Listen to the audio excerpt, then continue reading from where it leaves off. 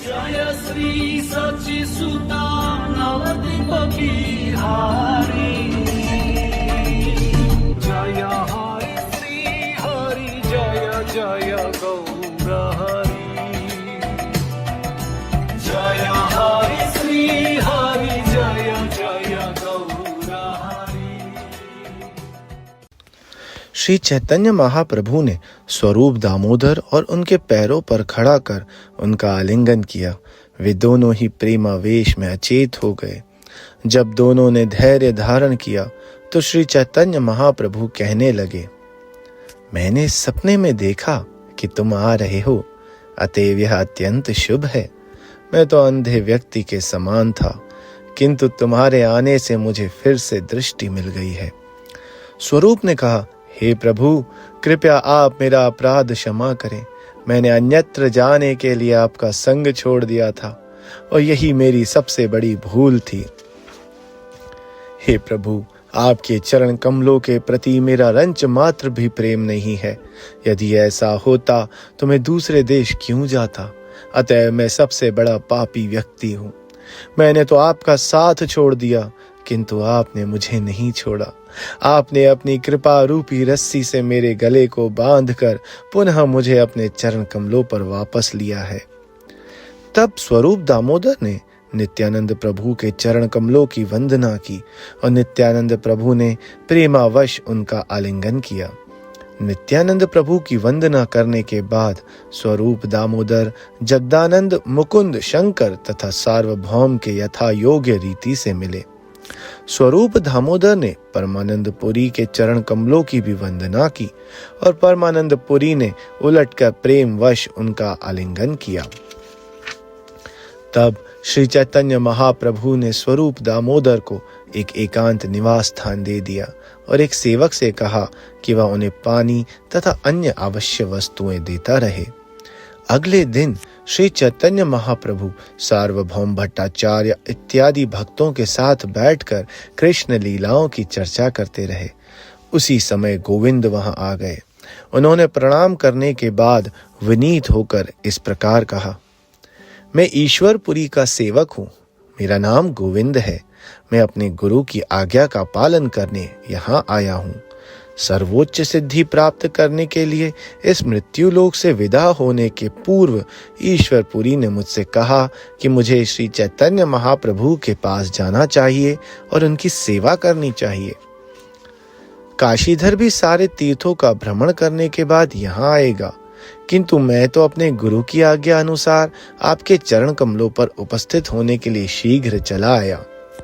श्री चैतन्य महाप्रभु ने उत्तर दिया, मेरे गुरु ईश्वरपुरी मुझ पर सदैव पिता जैसा स्नेह करते थे, इसलिए उन्होंने अपनी अहेतु की कृपावश तुम्हें यहाँ भेजा है।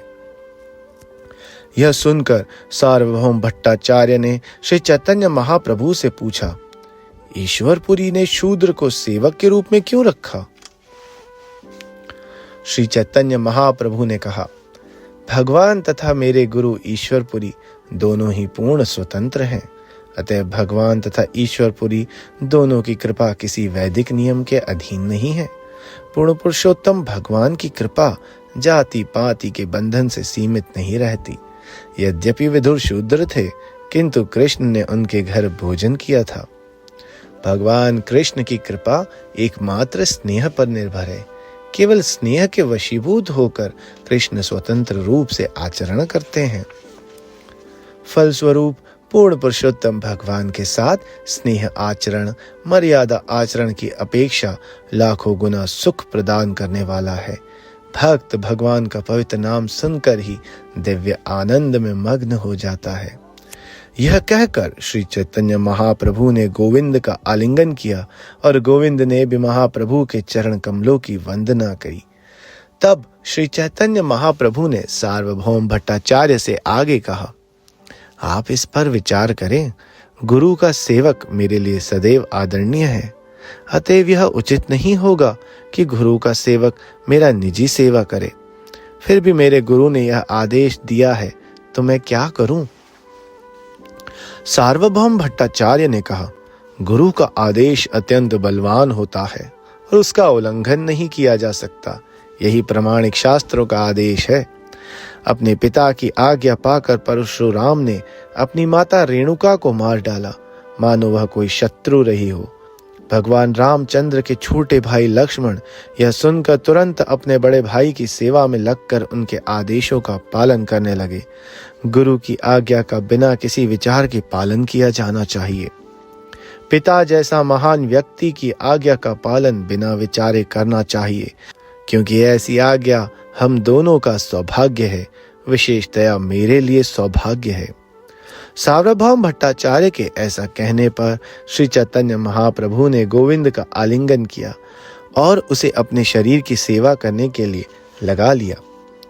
सभी व्यक्ति गोविंद को श्री चैतन्य महाप्रभु का प्रियतम दास समझकर उसका सम्मान करते थे और गोविंद सारे वैष्णवों की सेवा करता था तथा उनकी आवश्यकताओं का ध्यान रखता था। बड़ा हरिदास तथा छोटा हरिदास दोनों जो गायक कीर्तनीय थे तथा रामाई और नंदाई भी गोविंद के साथ रहते थे। वे सभी श्री चैतन्य महाप्रभु की सेवा करने के लिए गोविंद के साथ रहते थे, अतः कोई भी गोविंद के सौभाग्य का अनुमान नहीं लगा सकता था।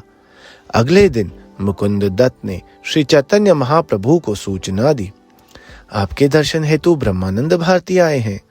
फिर मुकुंद दत्त ने महाप्रभु से पूछा, क्या मैं उन्हें यहाँ ले आऊं?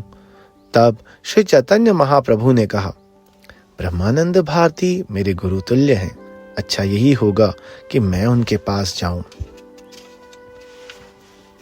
यह कहकर श्री चैतन्य महाप्रभु तथा उनके भक्तगण ब्रह्मानंद भारती के समक्ष आए।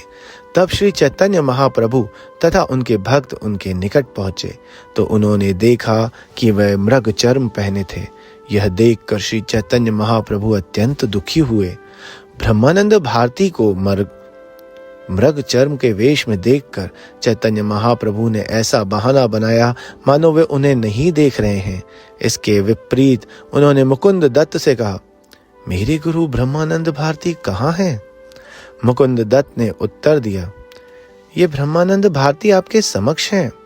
महाप्रभु ने कहा, तुम गलत कह रहे हो, ये ब्रह्मानंद भारती नहीं है।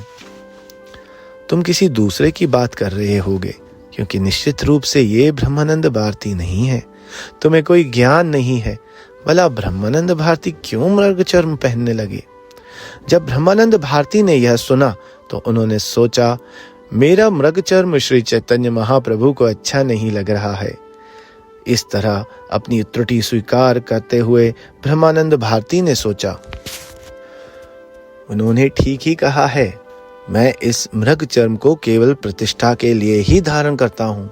मैं केवल मृग चर्म पहनकर अज्ञान के सागर को पार नहीं कर सकता।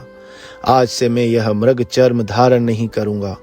जैसे ही ब्रह्मानंद भारती ने यह निश्चय किया, वैसे ही श्री चैतन्य महाप्रभु उनके मन की बात जान गए और उन्होंने तुरंत ही सन्यासी के वस्त्र मंगा भेजे। जो ही ब्रह्मानंद भारती ने अपना मृग चर्म त्याग दिया और सन्यासी के वस्त्र पहन लिए, त्यों ही चैतन्य महाप्रभु ने आकर उनके चरण कमलों में नमस्कार किया। ब्रह्मानंद भारती ने कहा, आप अपने आचरण के द्वारा सामान्य जनता को शिक्षा देते हैं। मैं आपकी इच्छा के विरुद्ध कुछ भी नहीं करूंगा, अन्यथा आप मुझे नमस्कार भी नहीं करेंगे और मेरी उपेक्षा करेंगे। मुझे इसी का डर है। इस समय मुझे दो ब्रह्म दिख रहे हैं। एक ब्रह्म है भगवान जगन्नाथ जो गतिमान नहीं है, और दूसरे ब्रह्म आप हैं जो सचल हैं। भगवान जगन्नाथ पूज्य अर्चा विग्रह हैं और वे अचल ब्रह्म हैं, किंतु आप तो श्री चैतन्य महाप्रभु हैं और आप यहाँ वहाँ चलते फिरते रहते हैं। आप दोनों एक ही ब्रह्म अर्थात भौतिक प्रकृति के स्वामी हैं, किंतु आप दो भूमिकाएं निभा रहे हैं, एक सचल की और दूसरी अचल की। इस तरह जगन्नाथपुरी या पुरुषोत्तम में अब दो ब्रह्म निवास कर रहे हैं। दोनों ब्रह्मों में से आप गोरे रंग के हो और दूसरे ब्रह्म भगवान जगन्नाथ सांवले हैं, किंतु आप दोनों ही सारे जगत का उद्धार कर रहे हैं। श्री चैतन्य महाप्रभु ने उत्तर दिया, वास्तव में सच्ची बात तो यह है कि आपकी उपस्थिति से जगन्नाथपुरी में अब दो ब्रह्म हैं, ब्रह्मानंद और गौरहरि। दोनों ही सचल हैं, किंतु श्याम वर्ण वाले जगन्नाथ दृढ़ता से बैठे हैं और अचल हैं। ब्रह्मानंद भारती ने कहा, हे सार्वभौम भट्टाचार्य, आप मेरे तथा श्री चैतन्य महाप्रभु के बीच इस तर्क के मध्यस्थ बनो। ब्रह्मानंद भारती ने कहा, जीव स्थानीय है जबकि परब्रह्म सर्वव्यापक है, यह शास्त्रों का निर्णय है। श्री चैतन्य महाप्रभु ने मेरा मृग चर्म छुड़ाकर मुझे निर्मल बना दिया है। यह इसका प्रमाण है कि वे सर्वव्यापक तथा सर्वशक्तिमान हैं और मैं उनके अधीन हूँ। उनका शरीर का रंग सुनहला है और मेरा सारा शरीर पिघले सोने जैसा है। उनके शरीर का अंग प्रत्यंग सुडौल है तथा चंदन से लेप किया हुआ है। संन्यास ग्रहण करके महाप्रभु सदैव संतुलित रहते हैं। वे हरे कृष्ण मंत्र के कीर्तन के अपने उद्देश्य में दृढ़ हैं। वे अपने द्वैत निर्णय तथा अपनी शांति में दृढ़ता से स्थित हैं। विष्णु सहस्त्र नाम स्तोत्र के श्लोक में उल्लेखित सारे लक्षण श्री चैतन्य महाप्रभु के शरीर में प्रकट हैं। उनकी भुजाएं चंदन लेप एवं श्री जगन्नाथ जी पर चढ़े डोरे से सुसज्जित हैं और ये उनके आभूषण रूप कंकड़ हैं। यह सुनकर सार्वभौम भट्टाचार्य ने अपना निर्णय यह कहते हुए सुनाया, हे ब्रह्मानंद भारती, मैं देख रहा हूं कि आप विजयी हो। इस पर श्री चैतन्य महाप्रभु ने तुरंत उत्तर दिया, ब्रह्मानंद भारती ने जो कुछ कहा है उसे मैं स्वीकार करता हूं। यह मेरे लिए बिल्कुल सही है। इस तरह श्री चैतन्य महाप्रभु ने अपने आप को शिष्य और ब्रह्मानंद भारती को अपने गुरु के रूप में स्वीकार किया। तब उन्होंने कहा, यह शिष्य अपने गुरु से तर्क में निश्चय ही हार गया है। ब्रह्मानंद भारती ने तुरंत प्रतिवाद करते हुए कहा, आपकी हार का कारण यह नहीं है, कारण कुछ दूसरा ही है। यह आपका स्वाभाविक गुण है कि आप अपने भक्तों के हाथों अपनी परिजाएं स्वीकार करते हैं। आपकी एक दूसरी भी महिमा है जिसे आप सावधान होकर सुनो।